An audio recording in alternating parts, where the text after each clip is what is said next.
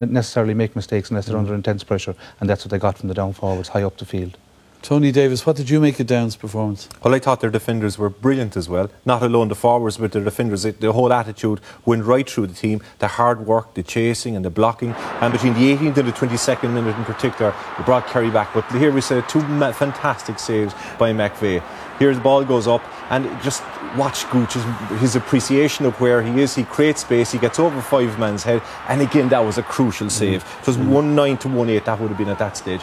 But this could have been Dara O'Cinneide against Tyrone a couple of years ago, and the same spot nearly as well. All right, but fantastic right through. This is how they defended a high ball in. Kerry's were quite one-dimensional with that. Break it down, and away they go. And Declan O'Sullivan attacking, goes in, great block down.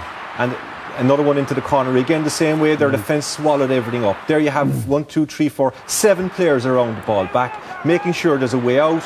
And Marty Clark was nearly available for nearly all those out balls to them here yesterday. He would see another high ball, and he see the 4 players, 1, 2, 3, 4. The only one sniffing out again is Gooch. It might have dropped in his hand. This time it didn't, and away they went again. Very, very, very disciplined, very planned, and must have done it in the training ground. Fantastic play. Is it the result of the summer? Yeah, Kevin? Yeah, it is, yeah. I would, for the main reason that, you know, in fairness, very, very few saw this coming. You know, saw the Sligo match was just an aberration, but this was a terrific performance. Okay, but one key element to it, and not taking from Down's performance in any way at all, Jack O'Connor made the point there that the disallowed Kerry goal, or the move, the hand pass, was crucial. It was at a time when Kerry had fought the way back in. What do you make? Well, he's correct in saying it was crucial, because if they got the goal, they would have got a point up, and it's a slightly different game. But we have to establish, was the referee wrong or was he correct? There's two aspects to this. First one is the Gooch has it. I stopped it here to just tell you he's going to fist the ball, and that doesn't matter. You can fist it any way you want. But Donncha Walsh is going to use an open hand, and he can't do that any way he wants. It must be an underhand striking action. Key emphasis on the word underhand, and for me the referee is completely correct. That's a lateral pass. It's not an underhand strike. I had a look at it a good few times. No, it's millimetres. Yeah. It's millimetres, and as Dara was saying earlier, I think that's ridiculous. We nearly need an engineer to tidy it up. But for me, that's underhand. But that's lateral. I think and that's what Donncha did. The key issue that will be nagging Kerry people, and Down were the better team by far. The key issue that will be nagging Kerry: why decide now to pull it up?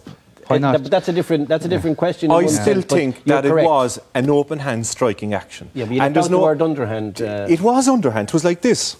Overhand is like this. No, I don't. Are we going to get some sort of an engineer in to give an opinion on every hand pass? It was a lateral striking motion, and therefore it was a foul. No, I can't understand that. But in the speed of the game, it's a great the difference between underhand and lateral.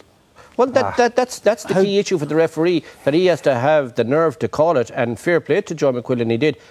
And that brings us back to what Dara said. Why now? Because he let another 10 of them go, and every referee we've seen since the poor old trial and experiment boys of May and June, when they were slaughtered on this. I still think it was a striking action with your hand. It was underhand. Overhand is the old hand pass that the Dubs and Kerry used to be throwing the ball into the net with. This is an overhand pass. I'm not saying it was overhand though, Tony. It was lateral. You're leaving out that one. There's underhand, overhand, and then there's lateral. I don't know. I think the key issue is why decide now. I don't know. But the other aspect of it, if Kerry were going to be beaten, the feeling was they could have been beaten today. Particularly the fact that Paul Galvin and Tomas O'Shea were out of it. Okay, if they were going to be caught, yesterday was the day they were going to be caught, and it did happen. It was a fresh team, beating a tired team. Absolutely. And look how many Kerry have lost. Gooch was fantastic in the whole game. He was absolutely. In fact, I felt he was left down by the other forwards that were there yesterday. He was just superb. For me, as a corner forward, his performances in the last 7 or 8 years were just magnificent. Okay, then, well, given that Kerry as All-Ireland champions are gone then for the summer, let's hear what their manager Jack O'Connor had to say afterwards. You have expressed your disappointment at the way Kerry have been treated by the GAA authorities, by the media.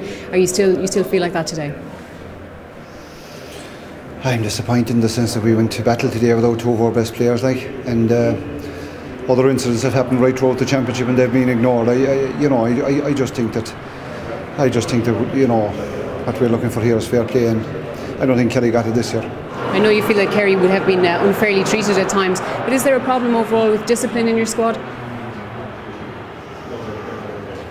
I don't think we're any more indisciplined than any other squad. I just think that a couple of incidents that the boys got involved in this year were unfortunate. But I mean, I think that the authorities have to have a big look at this. Are they going through every game with the same microscope that they're going through Kerry games? That's all I'd say. I'm not asking for preferential treatment. I'm only asking for fair play. And I think any intelligent journalist would ask that question as well. Are these other games being inspected with the same to the same degree that Kerry games are inspected? Do you know? Kevin? Well, he raises a lot of issues in that piece, for sure. I think we can fairly safely say, without knowing, because I've never said so, that the CCCC do not look at every match. It's, from that point of view, an imperfect apparatus. Yeah.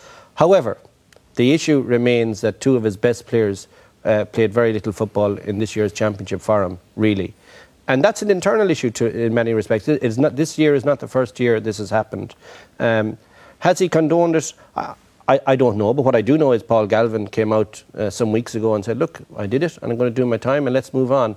Did Kerry get a raw deal? Well, that's like saying, you know, there's speeding cameras in Dublin, but they're not down in Roscommon, so why should the Dublin lads be pulled for it? He was caught on camera seriously breaking the rules of the game, both guys. I think they're the two that Jack is referring to. Yeah. And therefore, you know, if you have that at your disposal and you're cited, and there's a proposal and a disposal, you got to take it. He has a point, Des. But frustration that it's not happening to others. Yes, he has a point. And the point is as well, because Kerry are in the limelight. They're in every game. If there's a main game on, Kerry are All-Ireland champions and they are there. So if anything happens in game, it's going to be highlighted and other games aren't going to be highlighted. And that is wrong. He is right in the point he's making that right across the board games aren't being examined. And that's not equitable or fair. Every game should be treated the same. The same rules are for all the teams. Now, the only way to solve that is to have every game analysed straight away on a Monday morning by one or two people who will come up and cite people and get it done with quickly, not having to wait a week or 2 weeks. And he has a point there. The other point is that Tomás O'Shea played against Limerick. Okay, Tomás should have got a couple of yellow cards. Would Limerick have won the game? Do the CCC, are they doing the job that the referee should have dealt with on the field? There's that point as well. The teams that have been beaten, and Tomás stayed on the field, take Limerick now, for instance, right? Limerick might have beaten Kerry. So there's a lot of points to this. Okay. Yeah, like that's an interview that's done straight after the game. Jack is obviously, you know, very emotional. And, you know, you show me a good loser and I'll show you a loser, like, and Jack is a bad loser, and that's a good sign that he's been a fantastic manager. He's defending his players to the last, which most managers would do. Is there an issue within discipline? The bottom line is if you Kerry players were caught transgressing throughout the year, whether, you know, under the media spotlight or otherwise, it has happened in other games where incidents have gone unpunished. And they, you know, if you remove the emotion from it, and it's very hard to do an interview like that after a game, if you remove the emotion from it, there's been, and even, let's say, being from Kerry, reading the local media, listening to local radio, there is an awful lot of emotion, there's an awful lot of anger out there, there's a sense that they haven't been treated equitably, as Tony said. The same rules apply right across the board. But that's the nature of the game, unfortunately, from a Kerry viewpoint. Fortunately, maybe for those that enforce the rules, there are cameras at games, and it's going to happen. But, you know, there have been incidents in other games, and there haven't been. I think we're all agreed on that. Yeah. And Mickey Hart made that point at the start of the year in the National League, and Mickey Hart it must be the same rules right across the board. If you're going to do one, you must do all. All right, well, we'll chat about that. I mean, Kerry didn't get a second go in the championship like other teams as a provincial winner, and we're going to chat about that as well because we've lots more to come in the programme. And next up, it's Dublin versus Tyrone.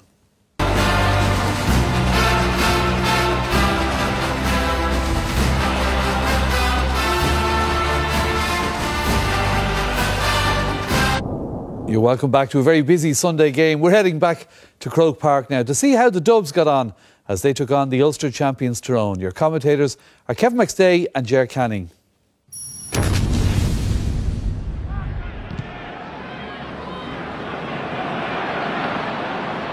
Comes back towards O'Gara here. Impish full forward. Back out towards Brian Cullen. Got 3 points against Louth. Darting in here. Makes the angle. Beautiful shot. Another one for Dublin, who've made a wonderful start.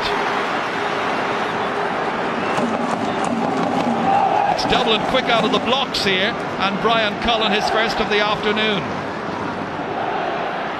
Now Mulligan's come to forage. Penrose looks across Kavanagh, double marked, but still McGuigan gets it as far as the man from Moy. Now Martin Penrose kicking from 30 metres out, and that's a lovely score.